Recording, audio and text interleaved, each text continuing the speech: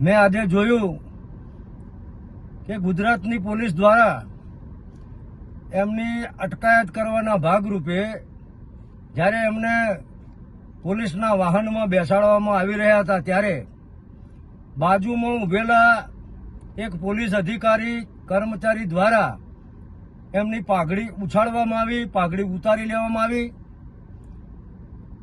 આ બાબતનો સમગ્ર ગુજરાતની સંકલન સમિતિ અને ક્ષત્રિય સમાજ વતીથી હું વિરોધ નોંધાવું છું।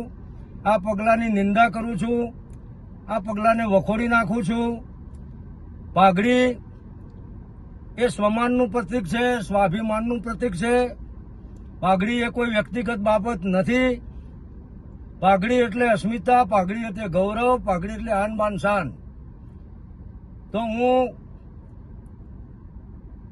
ગુજરાતના ગૃહમંત્રી, મુખ્યમંત્રીને પણ અપીલ કરું છું કે આ કૃત્યમાં જે બી કર્મચારી, પોલીસ અધિકારી જવાબદાર હોય એને તાત્કાલિક અસરથી સસ્પેન્ડ કરવામાં આવે અને રાજ શેખાવતજીની જે અટકાયત કરવામાં આવી છે એમને તાત્કાલિક મુક્ત કરવામાં આવે એવી હું પુનઃ વિનંતી કરું છું। અમારું આંદોલન ખૂબ સંયમથી, ધીરજથી ચાલી રહ્યું છે અને આ પ્રકારનું કૃત્ય એ આ આંદોલનને અવળા માર્ગે પણ લઈ જઈ શકે છે।